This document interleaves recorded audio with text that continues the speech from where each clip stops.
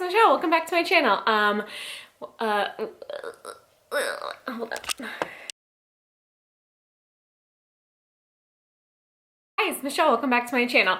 So today I am giving you romance recommendations to keep you company during Valentine's Day. I have recently just like reintroduced myself into romance, and that includes YA romance, which I already like, and especially new adult romance. I have really just like embraced the genre, and I just want to share some of my favorites with you for Valentine's Day. I have 15 book recommendations for you. Some of them I have talked about before, others I haven't talked about on my channel yet, so let's get going. The first one was featured in my best books of 2021 video, and that's Instructions for Dancing by Nicola Yoon. This is a YA novel. This follows Evie, who is given the power when two people kiss who are in love. She can see how their whole entire relationship plays out, and she meets this guy named X, and she can see how their relationship plays out, and it is very cute and surprisingly heartbreaking, and will give you emotional damage.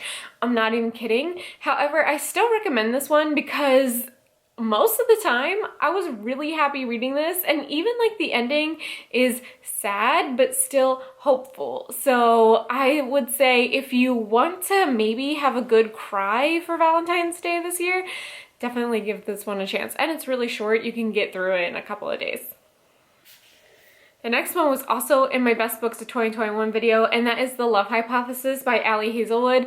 Listen, I had like just gotten on TikTok when this came out and was listening to everyone, and I'm so glad I did because I actually love this one.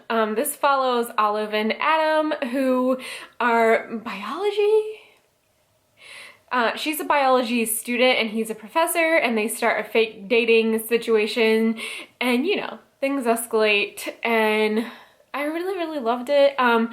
There were only like a couple spicy scenes, and it had like Ace rep in it, which I thought was surprising, and also I really loved. But for once, I think TikTok recommendations were correct, and I absolutely love this one. And I like got it on my Kindle, and I had to go buy the physical copy so I could just like love on it. So highly recommend this one. The next one is one that I think was also in that video, and that is Tokyo Ever After by Emiko Jean. This is YA. It follows this girl who finds out that her father is like the president, ambassador, something in Tokyo, and she lives in America, so she goes to Tokyo to meet him, and it's the perfect combination of The Princess Diaries and First Daughter with Katie Holmes. If you haven't seen it, it's like a perfect 2000s romance. Just watch it. Anyway, absolutely love this. My book club is reading it for February, and even though I read it last year, I'm trying to listen to it again because I just loved it so much. Like, it's so good, and there's a sequel coming out in May, I think, so I also hope that one is just as good as this one. Next, this honestly might be my favorite of the whole bunch, and that is Written in the Stars by Alexandra Bellafour. Listen, I got this on a whim. I think on Twitter it was being like, oh, look at that sticker. I can't get it off. Okay. It was being like someone was like, Taylor Swift is mentioned in this, so I jumped on that immediately. It's about these two women. Anyway, and one is like really into astrology, and the other is like a hardcore like math geek, and it's the grumpy sunshine trope. Anyway, I absolutely love these. I'm reading the third one right now. It came out, you're seeing this on Saturday, but for me it came out yesterday, Tuesday. Loving it. I'm already like 30% in, and they're just so good. They're so good, and I don't care about astrology at all. But I just absolutely love this, and I just love the series so much, and I think like even I'm not in astrology, I think they're just for everyone. The second one, if you're not into like sapphic or queer novels, then the second one follows like a hetero couple. The woman is bisexual, but like these are just so like, I love these so much. They make me very happy. Next is another YA, and that is You Should See Me in a Crown by Leah Johnson. This is Leah Johnson's debut, and it absolutely blew me away. This is about Liz Lightly, who wants to go to college so bad, and she goes in a contest, I think for prom queen, to get a scholarship for college, and it's queer, sapphic again, so you know. I just absolutely love this one. The writing was so good, and the romance like starts out slow and just like is a slow build, which I really appreciated for this, especially for YA. So I always recommend this one. I just think it's so cute. Such a good YA. Next is the first romance that I read for 2022, and it blew me away, and I did not think I was going to like it. And I absolutely loved it. And that is The Idea of You by Robin Lee. I will say a couple of things. This is a Harry Styles like fan fiction, and it's also an age gap romance. And I did not think I was going to like either one of those things because I love Harry Styles and I hated After, right? And also I'm not into like age gap, but it honestly did not matter because I gave this 5 stars.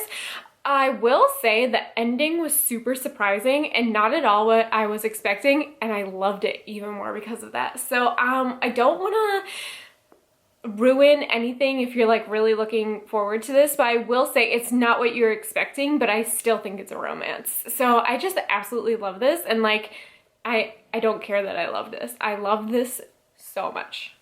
The next one is one that I've screamed about. You've probably screamed about it. It is not a new book. However, I always want to include it, and that's Simon versus the Homo Sapiens. Start over. That's Simon versus the Homo Sapiens Agenda by Becky Albertalli. God, I can't wait to edit this. Love this. This has been like one that I listen to every single year for like the past 5 years. So that's something. I like, my comfort movie is Love, Simon. Like, it's just a good one. It's male romance. It's YA. It starts off, it's funny. Like, it just has everything that I want in a book, and I just always recommend this one. And if you haven't read it, I don't know where you've been, but next is one that I read recently this year, pretty sure, and that's Cool for the Summer by Dahlia Adler. This was my actually second Dahlia Adler. I read her arc of a book that she has coming out in June, which I absolutely 100% recommend, okay? But this is Cool for the Summer, and this is a Grease retelling, and it has to do with the main character who like hooks up with this girl during the summer, and then she comes to the school year, and like the hot popular jock that she's always had a crush on all of a sudden likes her back, but then the girl she hooked up with during the summer is back, and it's a bisexual disaster basically, and I loved it. I loved, you know, who she ends up with. I loved all the drama, and it's absolutely not for everyone, but it was definitely for me. Also, it's so short. I think the audiobook was 6 hours. It was like a shorty, so I just really love this one if you're looking for more queer stuff. Next is one that I read a very long time ago, but I think about all the time, and that is Alex Approximately by Jen Bennett. This was the first Jen Bennett that I ever read, and it just like always sticks with me. I don't know, but this, I know why. Because it is a play off of You've Got Mail, which is probably my favorite movie, I would say, and I don't watch a lot of movies, but I would say You've Got Mail is probably my favorite. Anyway, it's about this guy and this girl who are both into films, and they talk to each other online, and then they don't even know that they're like talking to each other in real life too, and it's good. It's just, you know, sometimes you just need a cutesy romance at the end of the day. This is it. Love it. This is one that I have been screaming about on my Instagram, and that is The Charm Offensive by Allison Cochran. I can't even tell you how much I love this. I actually listened to the audiobook of this one, and I highly suggest the audiobook because there are 2 narrators for Deb and Charlie. But it revolves around like a Bachelor type TV show, which I have never seen, and didn't matter to me because I liked that setting. And Charlie is the contestant to like try to reframe his image and get the girl, and then he starts falling in love with his producer. I can't even tell you how happy this made me. Anyway, I highly recommend this one. I will read whatever this woman writes. And next is one that I also read maybe 2 years ago now, and that's The Voting Booth by Brandy Colbert. I really like this one because it takes place during 24 hours. I really like books that take place in 24 hours. I think It's fast moving, which I really like. I just liked all this, but this takes place during, I believe she was inferring it was the 2020 election. And she is really adamant about voting and voting rights and voting everything, and she's trying to get this guy she just met to vote, and it's like an all-day fiasco. And then they end up like really liking each other, and I just think it's so cute. I love this one, and I love Brandy Colbert's writing, and she always like takes big issues and makes them cute somehow. So I just love this one. The next is probably one of my favorite books ever, and no, it's not Morgan Matson, it's Emery Lord, and that's the start of me and you.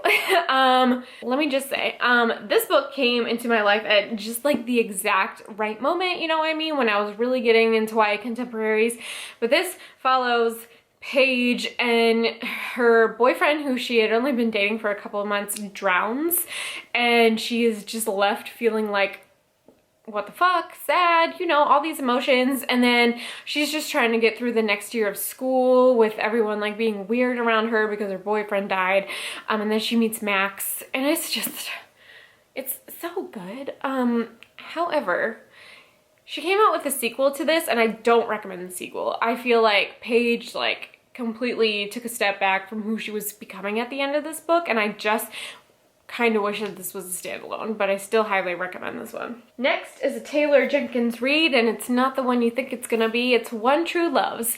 Absolutely love this one. The premise is so cool. I love Taylor Jenkins Reid's backlist before she got into historical fiction. I think they're just as good, if not better, than her historical fiction novels. However, this is definitely one of my favorite ones. This follows the story of a woman whose husband is presumed dead after a plane crash, and she's like moved on and she's dating someone else, maybe engaged, and then they find her husband, and she has to like decide. She's in love with this new dude, but like she was in love with her husband, and she's finally moved on, and is just like, it's so good. It's so good. It's so good. And if you want to cry, this will make you cry. So I'm just saying, yes, The Seven Husbands of Evelyn Hugo is like good, but like her other books are just as good. So I would definitely give them a chance. Ooh, that's gonna fall. Next is one almost everyone's probably heard of, but this is literally the first book I picked up, so we're gonna do it. And that is The Hating Game by Sally Thorne. This has become a movie. I haven't watched the movie yet. I don't watch TV, but I assume it's good because this book is great. This is, I'm not kidding you, like one of the first like spicy romances I have ever read, and it's just like I'll always remember it because, you know, it was the first one I've ever read. So I highly recommend this one. This is about Josh and Lucy, and they are enemies at work, and it becomes enemies to lovers. And I will never forget the scene when they're at like the hotel restaurant, and she like just digs Josh's dad a new one, and it's just great. It's a good one. I haven't seen the movie, so I don't know, but if you have seen the movie, let me know how it is. And then last, but absolutely certainly 100% not least, is Today, Tonight, Tomorrow by Rachel Lynn Solomon. This is YA. It also takes place during 24 hours, and basically Rowan and Neil it's the last day of high school, and they are fighting for the spot for valedictorian, and oh my god, how do I describe this? Okay. So they're fighting for a spot for valedictorian, and then there is also a scavenger hunt, and they like get paired together for the scavenger hunt. And I cannot tell you how surprised I was about this book. I remember reading the arc of it on my phone while I was trying to get Rowan to fall asleep when he was really little, and I just remember like making circuits, and like Rowan was definitely asleep on me, and I just could not stop reading it on my phone. It was amazing. I love it so much. I love this book so much. So I can't even tell you, just read it basically. So these are some of my recommendations for some of them are spicy, some of them are not. Especially the YA ones are not gonna be spicy. I would say the most spicy one is going to be The Idea of You by Robin Lee. That was surprisingly spicy, and it honestly probably is my favorite of the bunch. I just really suggest that one. So thanks for watching my video. See you in my next one. Bye.